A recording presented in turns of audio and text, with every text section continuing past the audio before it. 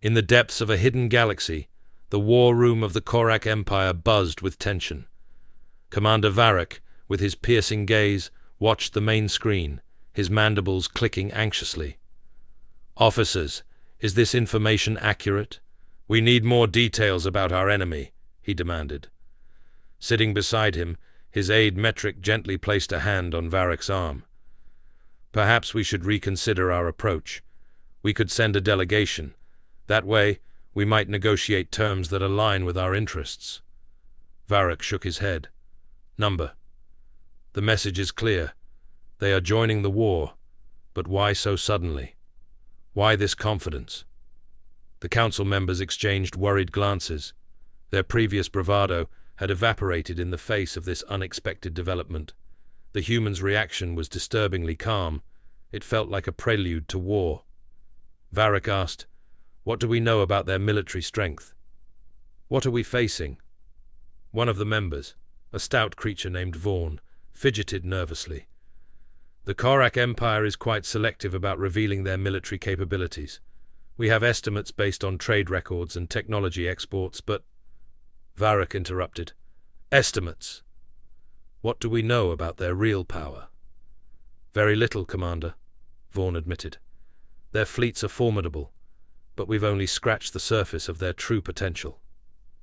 As the flagship glided through the void, Varric paced the bridge, muttering to himself, "They said they would be here. Perhaps they plan to rendezvous with us farther out." His aide suggested uncertainly, "Maybe they are stalling, Commander." Before Varric could respond, an alert flashed across the main console. "Incoming transmission," the communications officer announced. "It's from the Terran Empire, on screen." Varric nodded, and the image that appeared was not what anyone had expected. It was not a fleet, nor a delegation of human diplomats, but a single man clad in a dark uniform, his expression unreadable. He stood in what appeared to be the command center of a warship, a design unlike any the Council had seen before. "This is Admiral Marcus Reeve of the Terran Empire," the man said, his voice calm and composed.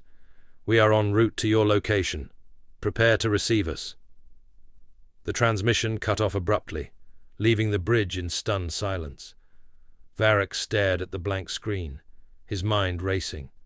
There had been no sign of hesitation, no trace of weakness he had expected from the humans. Admiral Reeve had spoken, as if he were already in command of the situation, as if the Council fleet were his to direct. "Something's not right," Varric muttered, more to himself than anyone else. "They're too confident." Metric, ever the voice of caution, nodded. "We should be prepared for anything. The humans may have been hiding their true strength from us all along." Varric scowled, but said nothing. He couldn't shake the feeling that they were on the brink of something far more dangerous than they had anticipated. As the shadow of the Terran Empire loomed ever closer, the Galactic Council began to realize that they might have made a grave mistake.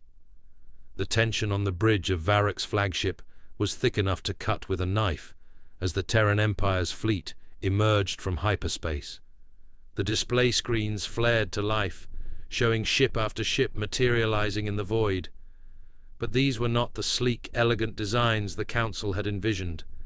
The Terran vessels were brutish and utilitarian, with sharp, angular lines and an intimidating presence. Each one bristled with weapons that seemed almost excessive, even by the Council's standards. "By the gods!" someone whispered on the bridge. Varric narrowed his reptilian eyes. There was no mistaking the firepower arrayed before them. The Terran fleet was massive, far larger than anything the Council had anticipated. Yet it wasn't just the sheer number of ships that caused a wave of unease to ripple through the assembled Council officers. It was the way they moved, precise, synchronized efficiency, like a predator stalking its prey. "Open a channel," Varric ordered, his voice tinged with uncertainty. The screen flickered, and Admiral Reeve's image reappeared. This time, the Admiral was seated in the command chair of his ship, his demeanor as calm as ever. "Commander Varric," Reeve began, inclining his head slightly in a gesture that could have been respect or mere formality. The Terran Empire has arrived as promised. We stand ready to engage the Korak alongside the Galactic Council. Varek's jaw tightened. There was something unsettling about Reeves' composure, as if the Admiral were fully aware of the Council's doubts and didn't care in the slightest. "You brought quite the fleet, Admiral," Varek said, forcing a smile. "It's more than we expected." "We believe in being prepared," Reeve replied smoothly. "The Korak are a formidable enemy. It would be unwise to underestimate them." Varek's eyes narrowed further. "I hope you understand the gravity of this situation, Admiral. This war is not like the skirmishes you may have experienced in the past. The Korak do not negotiate, and they do not retreat. They fight until their enemies are crushed beneath them." Reeves' expression didn't change. "The Terran Empire is fully aware of the Korak's nature. We have faced similar threats before, though perhaps not on this scale. Rest assured, Commander, we are ready." Varek's instincts screamed that something was wrong, but he couldn't pinpoint what it was. He was a seasoned warrior and had faced countless foes on the battlefield, but this felt different. "Very well," Varek said finally. "We will advance together. The Korak fleet has been detected in the Nestor sector. We plan to intercept them before they can reach the core systems." "A sound strategy," Reeve agreed. "We will follow your lead." Varek ended the transmission and turned to his officer. "Monitor their movements closely," he ordered. "I want to know if they make even the slightest deviation from our course." The Council fleet began its approach to the Nestor sector, the Terran ships falling into formation behind them. The combined armada was a sight to behold, a testament to the might of the galaxy's most powerful civilizations. Yet an undercurrent of fear ran through the Council ranks. The Terran Empire's sudden involvement, their overwhelming show of force, and Reeves' unsettling calm had thrown everyone off balance. As they neared the Korak's last known position, the tension mounted. The Council's fleet moved cautiously, scanning for any sign of the enemy. The Korak were known for their ambush tactics, using their bioengineered warships to launch devastating surprise attacks. One of the officers shouted, pointing to the screen. A swarm of red blips appeared on the radar. "Enemy fleet detected," Varek barked. "All ships prepare for engagement." The Council's warships moved into battle formation, their weapon systems powering up. The Korak ships were massive organic monstrosities, their hulls pulsing with bioluminescent energy.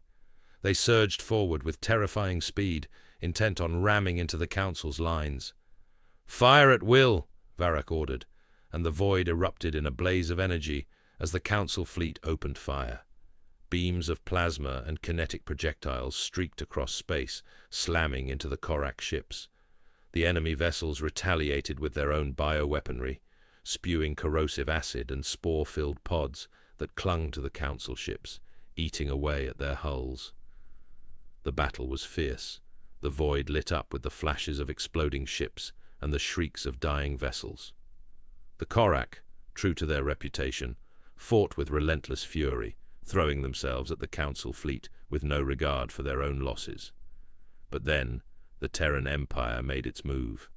Without warning, the Terran ships surged forward, breaking formation and plunging directly into the heart of the Korak fleet. Varek watched in shock as the Terran vessels unleashed a barrage of firepower unlike anything he had ever seen. It was not just the volume of fire, but the precision. The Terran weapons cut through the Korak ships with surgical accuracy, targeting weak points with unerring efficiency. "What are they doing?"